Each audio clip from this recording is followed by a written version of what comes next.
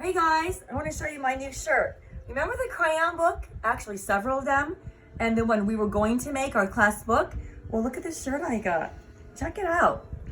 It says, "The day the teachers teach from home." Isn't that so cool? I just wanted to show you this before I start reading our chapter book. Okay, so let's see now. We last left off, we were on, I think, chapter 5. Let me go back and just kind of recap here. I remember he was, he was going to clap the erasers together, and he forgot all about his sister Holly was waiting for him at school, and he ran home with the erasers. All right, chapter 5.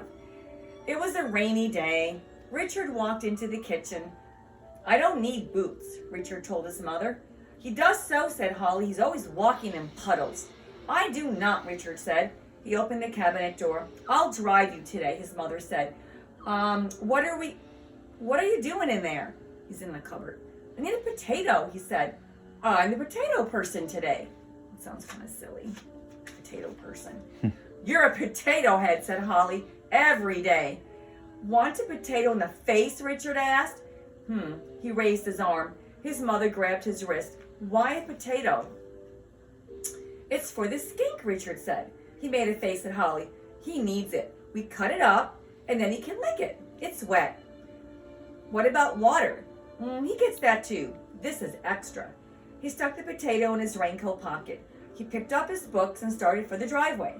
He watched Holly over his shoulder. She ran to get ahead of him. She always wanted to sit in the front.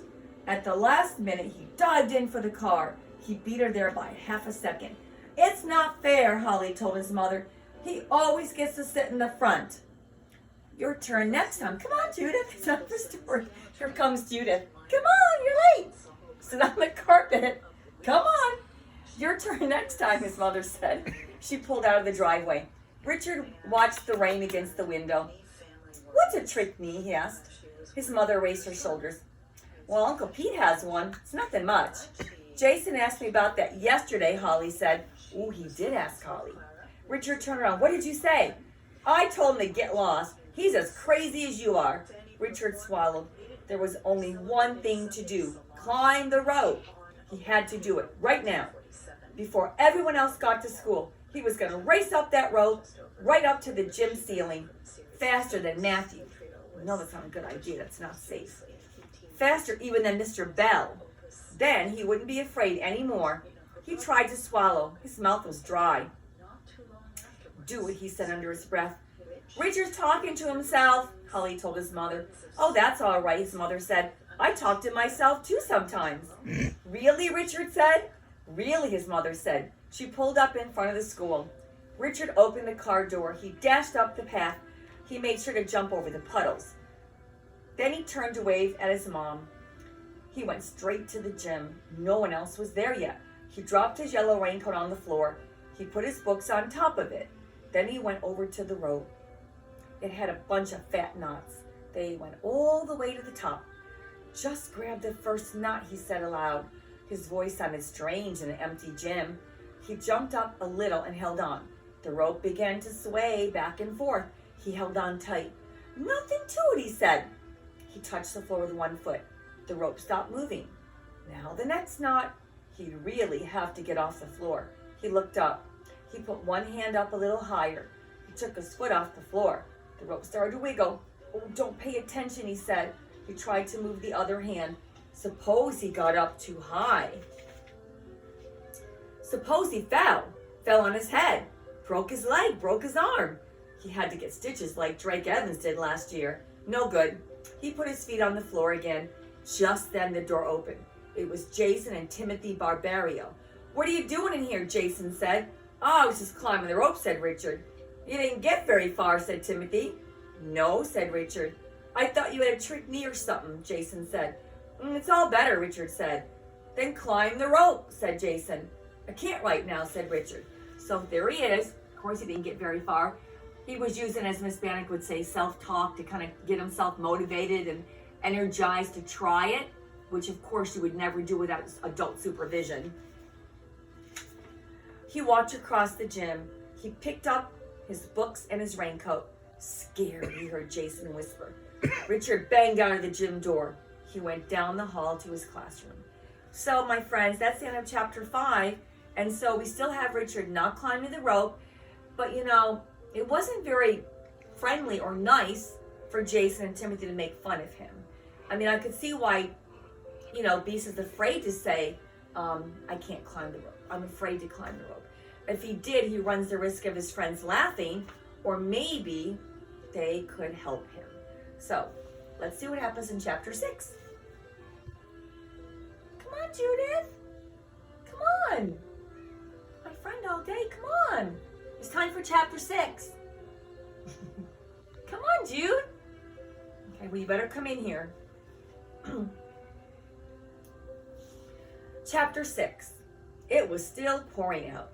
No outside recess after lunch. Most of the class was in the auditorium. They were watching cartoons, same ones as last week. Richard went for a drink of water. He darted his tongue in and out. The water dripped down his chin. He was glad he wasn't a skink. He went into the classroom. He stopped to look at the skink. Hey, Superman, he said. The skink blinked its eyes. Don't like that name either, Richard asked. It's a brave one. He went to his seat. He tore a piece of paper out of his notebook. He drew a grayish-brown skink head. What about skink ears? He went back to the tank to look. There was a little hole on each side of the skink's head. Just then the door opened up. Oh boy, here comes Timothy and Jason. They stopped to look at Richard's drawing. Great skink, Timothy said. Then they went back to the skink tank. I wish he'd get out from that sawdust, Jason said. Maybe I could. Timothy put his hand into the tank. The skink moved its head. Timothy jumped back. Afraid? Jason asked. No, Timothy shook his head. Richard's afraid too, said Jason. I am not, Richard said. Sure you are, Jason laughed a little. You and your mother and your trick knee. I told you my trick knee was better, Richard said. You never even had one, said Jason. You're scared of the rope. Richard shook his head. I'm not scared of anything. He put his hand into the tank. Quickly, he touched the top of the skink's head.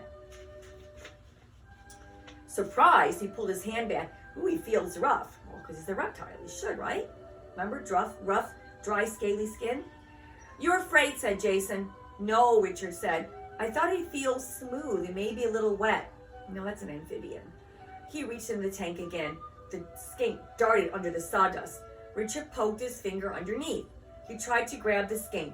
The skink darted to the side of the tank. Keep going, Beast, said Jason. You almost have him. Now, isn't it interesting how, Jason's egging Beast on, but he's not the one reaching into the tank? I wonder who the scaredy cat is now. Richard reached in with both hands. The skink darted around the tank. Richard felt a lump in his throat. He knew the skink was afraid. I better stop, he said. Fraidy cat, said Jason. Richard closed his fingers around the skink. He held the skink up by the tail. Jason and Timothy moved closer. So there he is. And Richard knows that this is wrong to do. Because obviously if the skink is hiding, he doesn't want anyone to touch him. And so, of course, Jason's egging him on. It means, teasing him, come on. But he's not doing it. He calls everybody else a fraidy cat. I wonder. And Richard doesn't look very happy doing this. Richard could feel the skink pulling to get away. It was pulling as hard as it could. Richard felt tears in his eyes. So he feels empathy. He feels empathy like Miss Bannock was talking about. He feels empathy for the skink. He knows what he's doing is wrong. The skink is probably afraid, just like Richard is. The skink jerked sideways. Hey, Jason said. The skink fell back into the tank. There was something left in Richard's hands. Dry, grayish brown. Look what you did, Wayne said. It's his tail, Richard said. He knew his voice sounded strange. It's his tail. He jumped so hard his tail broke off. He looked down at the skink. He could see him digging into the sawdust. Where the tail had been was a small drop of blood. Richard dropped the tail on the science table. He raced out of the room. He wondered if the skink was going to die. So you see, now Richard has a bigger problem. He let somebody talk him into doing something he knew he shouldn't do. And now he's going to be so worried and have, these feelings. Oh my goodness, I hurt the skink. I might have killed him. That's another worry he's going to go home with tonight. So tomorrow we'll see what happens in chapter 7. Think about it. Will the skink die? How is Richard going to explain what happened to the skink? Is he going to say that Jason was teasing him? Is he going to feel guilty over what happened? Will he tell his mom or his teacher? Let's see what happens tomorrow. So, boys and girls, until tomorrow, that's the end of chapter 6.